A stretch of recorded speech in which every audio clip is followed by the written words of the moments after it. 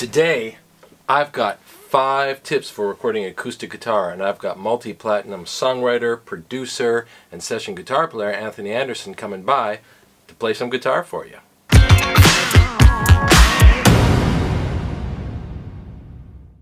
So we're going to talk about 5 things. The first one, mic positioning. The second one is going to be cheap versus expensive mics with the messages, use what you have. The third one, we're going to show you a stereo mic cheat that we use sometimes. Fourth one is what direct guitars, so like an acoustic guitar plugged in, what that sounds like.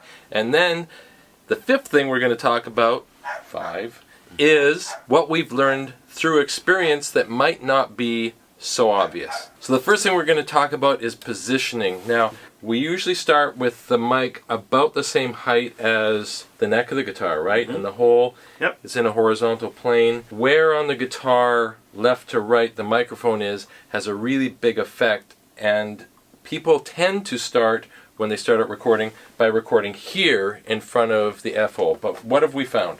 Get away from the sound hole, and generally around the 12th fret on the guitar.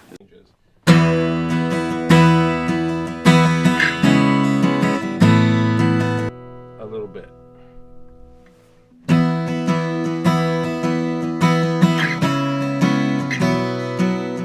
So this is an Apex 415. I don't think it's available anymore, but it's a cheap microphone. It's like $150.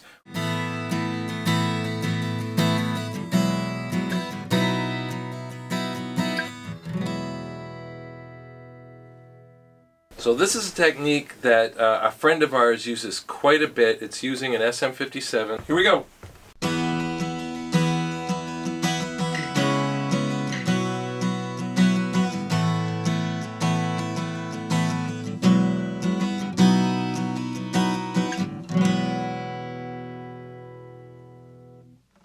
So this one is number 3, our stereo mic cheat. It's not really a cheat because there's 2 mics, but it's a good thing to use if you've got 2 different mics, or if you think you might have to go back to mono. Right. We have the U87 here, could be anything that you have, and then we have another mic, and it's facing straight down above the guitar. This mic, which we use for mono guitars a lot, is there. So we'll use this to make it stereo. We'll pan one left, one right, doesn't matter which way. But if we decide that we don't want stereo guitar, we can just turn the one off. The other thing that's kind of cool about it is if you've got 2 different microphones, this still works pretty well.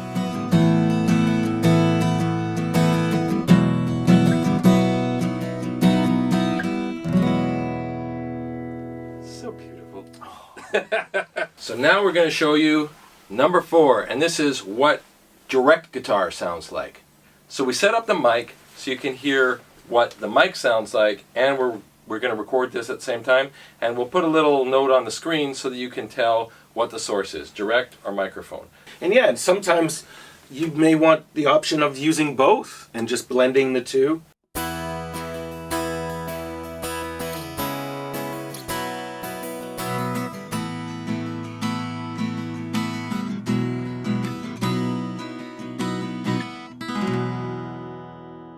So now we're going to get into a few of the things that we've picked up along the way, either through experience or working with other guitar players. And the first one is picks. So or tell plectrum. us a little bit. Yeah, what? Plectrum. That sounds a fancy word. It's very official. Fancy word. It sounds like Latin. Make sure you have a chicken pick. Very important. Chicken picks are for chicken picking. There you really. Go. And how about thick or heavy picks versus thin picks? Yeah, so generally I like to use like a medium to light or thin pick. This one right here is very, very thin. It's almost paper thin. It's 0.46 of a millimeter thick. The thinner the pick, when you're strumming, results in a very percussive and bright sound. You can hear the pick striking the strings, as opposed to thicker pick. You don't notice it as much. The thinner pick really helps get that bright percussive sound, and it really can help drive a track actually. Now, we've experimented with strings quite a bit. Yep. We find in the studio that medium to heavier gauge strings work well. And the reason being is that you're going to get a louder sound out of the strings and generally a brighter sound. But also, the strings tend to stay in tune better, and you don't have the tendency of your fingers maybe bending the strings out of tune as easy. Acoustic guitar with heavier gauge strings, you have a lot more sustain. So when we record, we're really zeroed in on the tuning to the point where you would tune a guitar for a certain chord if you had to. Yeah, there's a lot of cases where we would literally cut takes with just doing the one chord. I may find that in the one take, the chord progression worked well, but in one section, maybe bar 5 or whatever, that chord just wasn't quite in tune. So we'll go back and actually just tune that one chord. So what do you do now? Well, Theodore Roosevelt said, do what you can with what you have where you are. So our message to you is just record. You'll get better and better and better at it unless you don't do anything. So what did we talk about? We talked about first, mic position. And where do we start? Our starting point. There's no rules. Depends on your guitar, your room, your mic, but right at the 12th fret, around there. And about that far away. The next thing we talked about was the cheap microphone. Again, the message is use what you have. And you know, the cheap microphone may be a little bit brittle. Don't mistake brightness for better. Sometimes it ends up sounding a bit brittle and a bit small. But that 57, yeah, it actually far away, really good. That's a pretty usable sound, I thought. And that's a reasonably priced mic, too. Anyone can pick that up. Number 3 was our stereo mic cheat. And that is, 1, use the regular mic. You can get out of there. If you don't want to use the stereo, you've still got a good mono source. Number 4 is, if you don't have a mic, direct guitar. If that's the only choice you have, then go with it and just experiment. Number 5 is the things that we learned. 1, the thickness of the pick makes a tremendous difference. Strings makes a big difference. For us, we have found that thicker strings, so medium to heavy gauge, tend to work better. And our last one is, and we really want to drive this home because anybody can do this, it just takes time, and use a tuner, whatever you got to do, please tune the guitar. Yeah, every chance you get in between takes, make sure the guitar is in tune. Intonation is king.